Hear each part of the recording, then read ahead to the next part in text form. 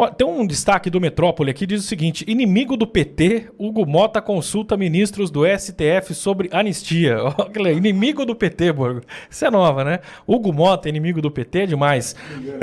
Me engana que eu gosto. Me engana que eu gosto. Quem que produziu essa reportagem? Metrópolis. Então, né? A gente tem que olhar de onde a água sai para saber qual o sabor dela, né? Eu vou colocar aqui para vocês discutir. Diz o seguinte: o presidente da Câmara, Hugo Mota, do Republicanos, ele iniciou ontem uma rodada de conversa com ministros do Supremo para tratar da votação do projeto da anistia.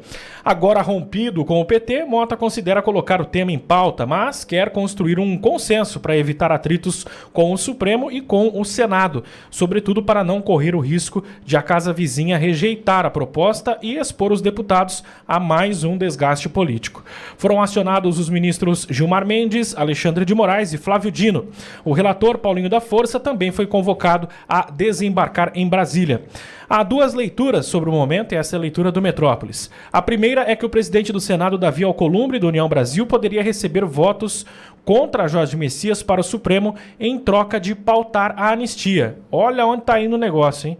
Alcolumbre não pensa em outra coisa senão impor uma derrota pessoal ao presidente Lula por ter preterido Rodrigo Pacheco, do PSD de Minas Gerais, para a vaga. Lula tem dito que, se for derrotado, não indicará Pacheco. Nessa queda de braço, cada um usa as armas que tem. Lula, a PF, Alcolumbre, os votos. A segunda interpretação é de que o clima político está demasiadamente conturbado com a prisão antecipada de Jair Bolsonaro, motivada pela suposta tentativa de violar a tornozeleira eletrônica. O acordo para a votação prevê a redução de pena dos presos do dia 8 de janeiro. Uma anistia está descartada. Essa avaliação do Metrópolis, tá? O ministro do Supremo disse, inclusive ao portal, que o problema é que os ânimos acirrados, os consensos até são construídos antes da votação, mas depois cada um volta ao seu discurso eleitoral. Borgo, quero saber de você. Vai ter anistia? Vai ter dosimetria? O que você acha que vai sair desse angu que envolve uma agora disputa, a gente sabe que é entre aspas, mas uma disputa entre Hugo Mota e o presidente Lula? Bom, primeiro corrigir na matéria do Metrópolis que a prisão do Bolsonaro não foi por violação à tornozeleira eletrônica, tá? Sequer a defesa do presidente foi intimada a se manifestar com antecedência da decisão. Incluíram essa questão no finalzinho ali, no rodapé da decisão, mas a decisão já estava tomada. Então, deixando bem claro, restabelecendo a verdade, que o Metrópolis, quando se trabalha com meia-verdade, o espaço para meia mentira é muito perto, tá? Então tem um pouquinho mais de lealdade aos seus leitores. Segundo ponto, Wellington, sabe quando a gente passa assim, tem aqueles funcionários trabalhando com esgoto? Sabe quando quebra uma manilha, quebra o esgoto e sobe aquele cheiro de bosta? Me perdoa a expressão, desculpa, mas eu preciso me comunicar e passar às pessoas o que está acontecendo no Brasil. Aquele cheiro de esgoto, sabe, aquele clima podre, é isso que está no Brasil. É uma disputa porque o Pacheco é o candidato de alguns senadores para fazer o lobby ali para segurar os crimes dos senadores. E o Messias é o garoto de recado da Dilma que vai para o Supremo, missão dada, missão cumprida. E aí o presidente da Câmara, a quem cabe ali pautar a anistia, ele vai pedir a bênção do violador de direitos humanos. Por quê? Porque ele tem medo do pai dele, da família dele ir para a cadeia por suspeitas de crime de corrupção na terra deles, e aí ele vai pedir autorização para os ministros, magnetizados e os próximos que serão magnetizados, para ver se eles podem votar a anistia. Eu sei que é difícil, mas qual que é o cheiro, qual que é o clima que dá numa situação dessa, a não ser de esgoto? Sabe? Essa é a podridão. Eu fico muito feliz porque, graças ao presidente Bolsonaro, nós estamos enxergando isso. A situação é podre, é nojenta, sabe? É asquerosa, dá asco de ver uma situação dessa. Embrulha o estômago. A gente fica assim, sabe, com o estômago embrulhado. Como que o presidente da Câmara vai chegar lá numa disputa? Óbvio, eu estou torcendo para disputa. Eu tô com a pipoca na mão, eu quero ver o pau comer numa situação dessa. Poxa, é o Messias, é o Pacheco, que é o indicado, tem uma disputa muito grande lá por interesse. E o que está em último lugar, se é que pode ser listado para essas pessoas, é o interesse do Brasil. O interesse do Brasil, interesse público, não tem nada de interesse público. É conchavo, é interesse pessoal, é uma nojeira, uma podridão. Talvez por isso, Wellington, agora eu volto àquela matéria que nós tratamos anteriormente. Talvez por isso os advogados do presidente resolveram não entrar com embargos infringentes, com agravo regimental, embargos de declaração, esperando o trânsito em julgado, que seria já esperado, todos nós sabemos que será a condenação do presidente, que juridicamente não tem o que fazer, pelo menos não na primeira turma. Então, talvez por isso os advogados do presidente tenham trabalhado para antecipar o trânsito em julgado, porque o momento é de o momento é de caos no Supremo. Agora, o que o Hugo Mota tem que fazer? Pauta. Não assinaram, não tem lá 340, acho que foram votos pela urgência. Pauta o projeto. Ah, mas o Senado não sei se vai votar ou não. Taca para o Senado. Ah, mas o Supremo vai declarar inconstitucional a anistia. Provavelmente sim. Mas deixa esse pessoal pisar na lama. Deixa eles se atolarem até o final. Com certeza. Em última instância, tem a justiça divina que virá. Mas até que isso aconteça, Wellington, esses caras vai ter um monte de magnetizado, tem CIA, tem um monte de coisa. E ano que vem eleição federal, né? Se o brasileiro, o povo brasileiro se conscientizar e fizer uma limpeza na Câmara dos Deputados e no Senado, esses caras vão parar na cadeia. Cláudio, parece que o Davi Alcolumbre também dá um sinal pro Lula, tipo assim, ó, você não colocou lá o Rodrigo Pacheco, que é o que eu queria, que é o que eu tô pedindo voto para ele, então vai cair, a hora que cair a anistia aqui também será pautada no Senado, é essa a impressão que dá, né? A primeira coisa que tem que entender é que tudo é um processo político. E, na minha percepção e das informações que eu tenho como jornalista, quem está decidindo tudo é o STF. O Alexandre de Moraes e o Gilmar Mendes controlam o país. A frase boa que eu gosto é: o Gilmar Mendes é a cabeça que manda e o Alexandre de Moraes é a caneta que determina a ordem. Então, os dois controlam politicamente os movimentos internos da maioria do STF. Os dois fizeram um acordo lá em 2022 com o Rodrigo Pacheco. Ajudaram o Rodrigo Pacheco com o seguinte acordo: Rodrigo, você é um advogado com extensa carreira, Rodrigo Pacheco é advogado de extensa carreira na advocacia, um grande escritório em Belo Horizonte, você foi presidente da OAB na seção do Estado de Minas Gerais, você tem um currículo jurídico de uma pessoa de notório saber jurídico, então vamos fazer o seguinte: você e Rodrigo Pacheco, isso num acordo, blinda nós ministros do Supremo aí no Senado e nós depois te traremos para ser ministro do Supremo. O Rodrigo Pacheco virou senador porque o povo de Minas Gerais não suportava a ideia de votar na Dilma, votou no outro, que foi o Rodrigo Pacheco. Rodrigo Pacheco é mais um oportunista da política, não defende o Brasil. Esse é o grande lance do Jair Bolsonaro. O pessoal descobriu que aquele deputado federal que ficou 28 anos sendo tratado como baixo clero, que não dava importância, é porque era um dos poucos honestos, corretos que defendia o Brasil. E ainda é, porque a maioria lá é oportunista, que usa a política como escada para a riqueza pessoal e interesses deles. Então, o Rodrigo Pacheco e o STF têm um acordo.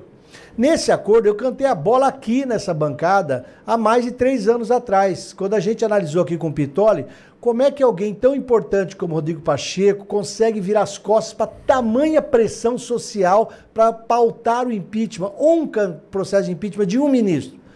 Aí eu falei, gente, só tem um preço que ele pode se satisfazer, que é a vaga no STF. Então esse acordo lá de trás, político, de bastidor, não tem nada escrito, não tem nada falado, falam nos bastidores de Brasília, lá em Brasília todo mundo conversa sobre essas coisas. O Lula não cumpriu. Mas como assim? Ué, o Lula ganhou de presente a aposentadoria do Barroso. O Barroso não estava previsto. Quer dizer, o Barroso estava previsto de aposentar desde 2023 também. Ele já falou que depois de ser presidente do STF, ele sairia, aposentaria. Aí o Lula ganhou esse presente. Então ele já indicou o Zanin, ele já indicou o Flávio Dino, 2 lulistas que caem de 4 e fazem o que o Lula quiser.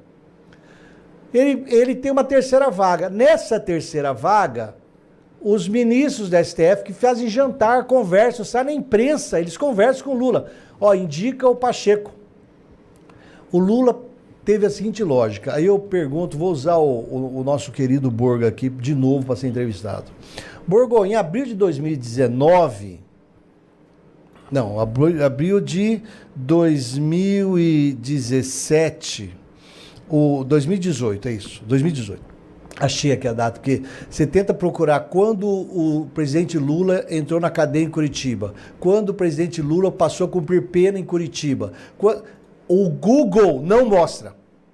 É tamanha censura no Brasil que você faz essa pesquisa, o Google põe só a data. Lula saiu da cadeia, Lula saiu da cadeia, Lula... Eles não põem quando o Lula entrou. Eu tive que alterar a pergunta várias vezes para, no meio de páginas, aparecer uma reportagem falando em 2018 o presidente Lula saiu de São Paulo.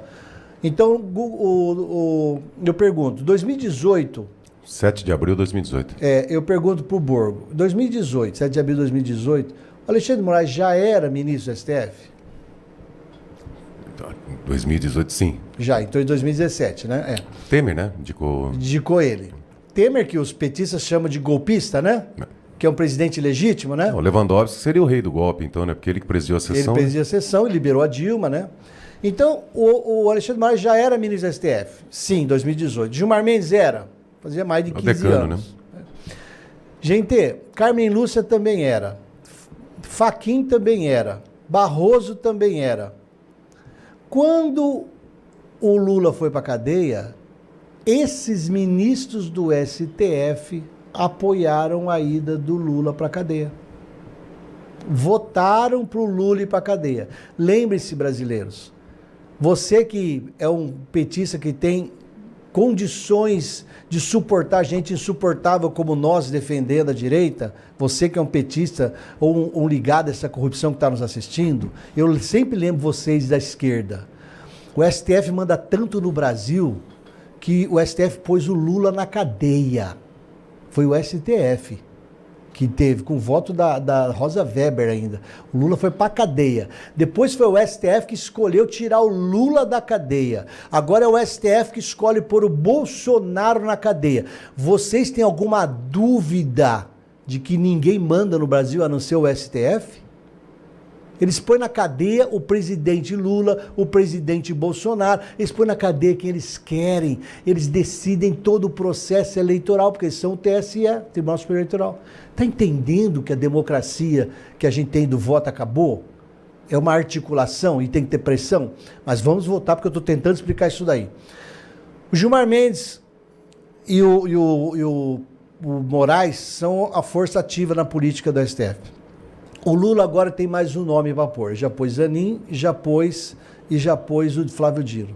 O Lula agora tem o seguinte pensamento, Wellington e Borgo. Eu posso pôr o Pacheco, que é alguém que não vai comer na minha mão pelos próximos anos, ou posso pôr alguém que é da minha absoluta, total e confiança e que eu sei que vai defender o meu legado de Lula e do PT pelos próximos 30 anos. Se você é o Lula, que foi mandado para a cadeia pelo STF, você vai pôr como terceiro juiz no STF alguém que é igual o Toffoli, igual o Flávio Dino, igual o Zanin, alguém leal a você? Ou você vai pôr alguém como o Rodrigo Pacheco, que vem com aquela plombe, aquela coisa tipo assim, eu sou alguém tão importante quanto? O Lula foi bem pragmático. Ele falou o seguinte, não tem nada de acordo com o STF, não tem nada de acordo com o Gilmar Mendes, não tem nada de acordo com o Alexandre de Moraes. Quem é que escolhe o próximo ministro do Supremo Tribunal Federal? Sou eu. Eu vou garantir que uma pessoa aliada a mim, leal a mim, e vou botar ele lá no STF. E eles vão me proteger para nunca ter maioria, para eu nunca mais, e nem ninguém da esquerda ir para a cadeia, nunca mais. Para seguir meu projeto de revolução socialista, como o Foro de São Paulo planejou. É isso que o Lula fez. Como o Lula fez isso, o Gilmar Mendes e o Alexandre de Moraes falam assim, Alcolumbre, você sabe que você está nessa cadeira porque nós pusemos você aí, né? Nós te apoiamos, nós telefonamos para um monte de gente, nós fizemos pressão e você foi eleito, não foi? Então, você vai barrar o Messias. E aí começam essas questões que estão tentando abafar a relação dele, do Messias, na prevaricação na questão do INSS. Ele não fez o que devia fazer, não defendeu os aposentados na questão do INSS. E há uma discussão. Por isso que o Alcolumbre está falando contra o Lula. Porque o STF, Gilmar Mendes e Alexandre de Moraes. E digo mais, informações que a gente tem, lá dentro, o Gilmar Mendes até acha que não pode brigar com a indicação do Messias. Tá por quê? Gilmar Mendes fala assim, tá, o Alcolumbre, se o Senado vetar a indicação do Messias, ele vai estar fazendo uma rejeição que só aconteceu no governo de Floriano Peixoto há quase 200 anos, há 150 anos atrás, quando Floriano Peixoto indicou 5 pessoas para a Suprema Corte e o Senado impediu. Depois de Floriano Peixoto, nunca mais o Senado fez isso. E qual é o medo do Gilmar Mendes? Ele fala assim, se a gente apoiar o Senado com Alcolumbre a derrubar o indicado para o STF agora, eles vão pegar gosto e vão descobrir que eles podem derrubar nas próximas indicações. E se eles pegarem muito gosto no Senado, eles podem até abrir um processo de impeachment contra nós do Supremo. Então Gilmar Mendes pensa assim, não dá para o Senado, não dê para o Senado esse saborzinho de poder. Então, o Gilmar Mendes pensa, deixa, não tem jeito. Vamos fazer pressão de outro lado. Já o Alexandre de Moraes, que nunca baixa a bola, ele vira e fala, eu não aceito, eu quero que derruba o Messias, eu quero que ponha o Pacheco, e eu quero até, pode botar para votar anistia aí, vocês votam para anistia, humilha o PT, depois eu derrubo aqui no STF, digo que é inconstitucional. Brasileiros, o jogo é político todinho, não tem nada de legislação, não tem nada de supremacia do interesse público, não tem nada do que pessoas normais como eu, você, nós todos defendemos, algo justo, correto. É tudo manipulação de interesse deles. E onde a gente entra? Fazendo pressão, muita pressão nas mídias sociais, muitos buzinaços pelo Brasil inteiro, ponham faixas no Brasil inteiro. Anistia já, ponha nos viadutos, buzine para anistia já. Vamos inundar esse país de buzinaços, de vigílias, de orações, de atuações. Vamos pressionar brasileiros. Não vamos baixar bola, não. Sempre pacíficas, maduras.